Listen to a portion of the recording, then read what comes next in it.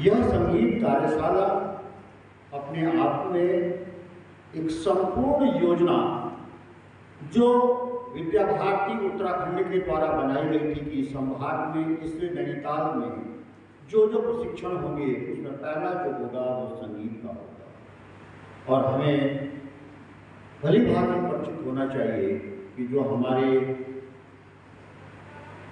मुख्य विषय हैं, जो आधारभूत विषय हैं, उसकी कड़ी जो है वो संगीत है।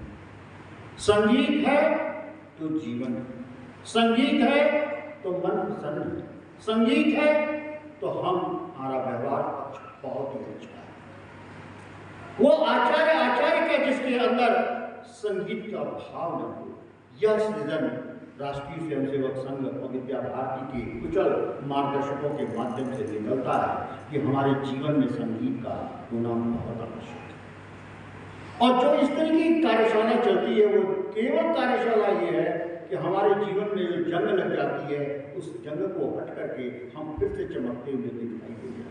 जैसे तांबे का बर्तन होता है, जब उसको क्या है, जब नींबू से और खटाई से मला जाता है तो वह वो तांबे का बर्तन चमकने लगता है।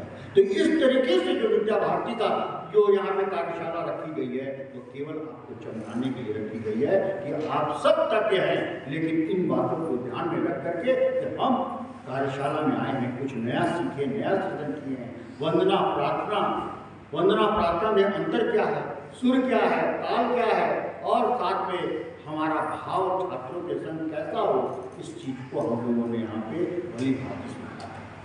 मैं तो छोटी सी एक बात कहना चाहूँगा कि संगीत जो है वो 7 स्वर से बना हुआ है। ये हमें पवन जी हमें सिखाते रहते हैं, मैं तो बायो का टीचर, लेकिन पवन जी हमको संगीत सिखाते हैं समय समय पर। और 7 स्वर में सबको पता है सा रे गा मा प ध नि, ठीक है ना।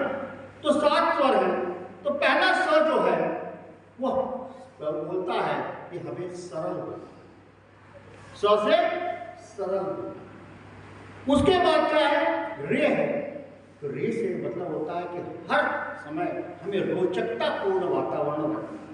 क्यूरियोसिटी जरूरी है, रोचकता, जिज्ञासा, ये हर छात्र में भाव आए, ऐसा रोचक विषय प्रस्तुत करे, तभी जाकर के लोग सुनते हैं और सुनने के बाद उसको मनन करते हैं और आत्मसात करते हैं।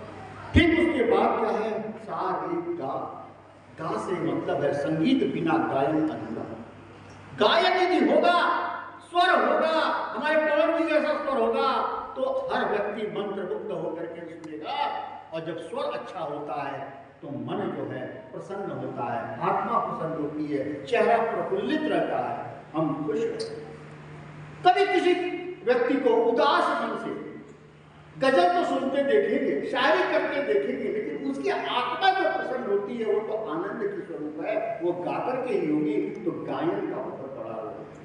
हमें अपने जीवन में गायन को भी, भले हम बाथरूम सिंगर हों, हम घर में गाएं, हम अकेले गाएं, लेकिन गाना जरूरी है क्योंकि मन प्रसन्न रखना, और वो भी आचार्य जीवन पे बहुत ही सोने पे सुहागा होता है यदि हमें गायन से भी मतलब रखती है। नेक्स्ट है माँ। माँ से है मातृत्व। इस दुनिया में माँ से बड़ा कोई नहीं। जिस दुनिया में हम आए हैं वो माँ के द्वारा आए हैं। तो जब हमें ये संगीत जो मिला ज्ञान स्वरूप से, वो मातृत्व की तरीके से हम अपने बच्चों को प्रदान कर सके, शिक्षित कर सके, उनको अभिसिंचित कर सके, तब जाकर के बात बनेगी। तो माँ का मतलब होता है मातृत्व। और उसके ठीक बाद है प से प्रेरणा। संगीत वह है जो प्रेरणा जगाए, मन में भाव जगाए, करने का बोध जगाए, पाठ को पढ़ने को, सीखने को वक्त बढ़ाए और हमें अपने लक्ष्य की प्राप्ति करने के लिए प्रेरणा दिलाए। तो ऐसा जो भाव है वो किसमें है, प्रेरणा में है, प से, ठीक है ना। और उसके बाद सबसे बड़ी चीज होती है ध। ध का मतलब होता है धैर्य। हम यदि धैर्यवान नहीं है, हमने सोचा कि आज कार्यशाला की और आज ही हम एकदम प्रकांड पंडित हो गए, तो नहीं होगा।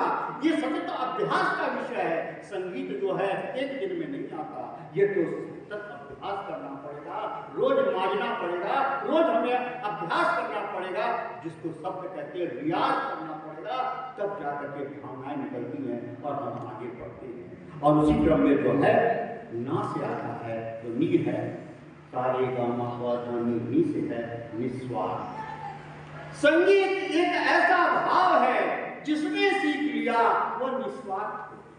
जिसके दिल में संगीत आ गया वो निस्वार्थ हो जाता है। और मां सरस्वती की बहुत बड़ी अनुकंपा होती है कि वह निस्वार्थ भाव से क्या है वो सृजन कर सके और बच्चों के भाव में, बच्चों के मन में मनोवैज्ञानिक तरीके से यह डाल सके कि यदि संगीत नहीं हुआ तो कुछ नहीं। हम ये संगीत की बहुत बड़ी महत्वता है। नहीं तो आधारभूत विषय में हमारे इतने बड़े बड़े विद्या भारती के मनीषी हुए, चाहे वो लज्जाराम तोमर हो, चाहे राम प्रताप की हो, चाहे डॉक्टर शंकर श्रीवास्तव हो, ये जिन लोगों ने इस बात को आधारभूत विषय को लेकर चला तो उसमें संगीत की अभिरचना इन सब सारे गामा और ध्वनि से बना हुआ है। तो हमें सरल होना है, रोचक बनना है, गायन करना है, मातृत्व का भाव भी रखना है, प्रेरणा भी देना है, धैर्यवान होना है और सबसे बड़ी बात है सब कुछ होने के बाद निस्वार्थ होना है। यह चीज जिसने सोच ली उसका जीवन धन्य होगा। अपने मन में ये चरितार्थ करना चाहिए कि जो यह विद्या भारती का लक्ष्य मिला हुआ है उस लक्ष्य के लिए हम समर्पित हैं। न हम रोएंगे तनख्वाह के लिए, न रोएंगे हम व्यवस्थाओं के लिए, न रोएंगे हम पद के लिए। हम तो केवल अपने विद्या भारती के लक्ष्य को प्राप्त करने के लिए संगीत जैसे विषय को हम तकता लेकर के अपने बालकों के मध्य में जाकर के हम अपने बच्चों में संगीत का भाव जगाएंगे, जिससे बच्चा जो है अभिसंचित होकर के जीवन और आगे बढ़ाए और हमारे स्कूल का, हमारे प्रांत का, हमारे क्षेत्र का नाम रोशन हो। यही हमारी अभिधारणा होती है। हम लोग तो मील के पत्थर हैं, बच्चे तो लगातार आ रहे हैं और जा रहे हैं, हम हर साल उनको सिखा रहे हैं। तो हमसे जब अभिसंचित होकर के यह बालक को जैसा जो पुष्प है वो जब फलित होगा, आगे बढ़ेगा, तो निश्चित है कि विद्या भारती के लक्ष्य की प्राप्ति में एक सार्थक भूमिका निभाएगा। तो केवल आज इस संगीत कार्यशाला के पावन पर्व पर, पावन उत्सव पर, पावन समय पर हम केवल इतना देना चाहते हैं कि जीवन में संगीत को उतारिए और उस संगीत से अपने मन को प्रसन्न कीजिए। चेहरा खिला होगा, मन में मस्ती होगी, मुस्कुराता चेहरा होगा तो जीवन हमेशा धन्य होगा। और एक बात ध्यान रखेंगे, व्यावहारिकता के पक्ष में बोलता हूँ, मुस्कुराते चेहरे को हर कोई लाइक करता है, उदास चेहरे को कोई नहीं पूछता। इसलिए हे देवतुल्य आचार्य बहने सब मुस्कुराते रहिए, खुश रहिए, आनंद से रहिए और ऐसी कार्यशाला करते रहिए। अपने जीवन के ऊपर जो जंग लगा है उसको हटाते रहिए और सितारे की तरह चमकते रहिए। इसी सब भावनाओं के संग आपको बहुत बहुत साधुवाद कि आप सब इतने दूर दूर से आए, हमारे इस गुरुकुल में आकर के 2 दिन का समय बिताए और हमारे गुरुकुल की रीति नीति परंपरा से परिचित हुए, पास से देखे। विद्यालय तो लोग कहते हैं कि जैसे भी राजेश भाई साहब कहते हैं मॉडल स्कूल है विद्या भारती का, लेकिन पास से आकर के देखने पे लगता है कि हाँ व्यवस्थाएं क्या होती हैं, कैसे हम लोग करते हैं। और ये सब कार्य जो है पवन जी जैसे देवतुल्य आचार्यों की टीम से लगी होती है, क्योंकि सबके पास ड्यूटी है, सब अपना अपना काम कर रहे हैं, कोई किसी को मॉनिटर करना नहीं होता। और जो वंदना सत्र में कल बोला है, हम विवेकवान बने और हम अपने लिए सत्य सच करें, उनको झुठलाएं नहीं। यदि हमको अपनी ड्यूटी परफॉर्म करनी है सही होगा तो निश्चित है कि विद्यालय प्रगति के पथ पर अग्रसित होगा। तो जहाँ से सीख के जो गए हैं वो अपने बच्चों में जाकर के जरूर प्रसारित करें और इसको कोशिश करें जो बात मैंने बोली है सारे गामा पदनी, इसको जो है आप अक्षरशः आत्मसात करेंगे तो जीवन बहुत अच्छा होगा। भारत माता की जय।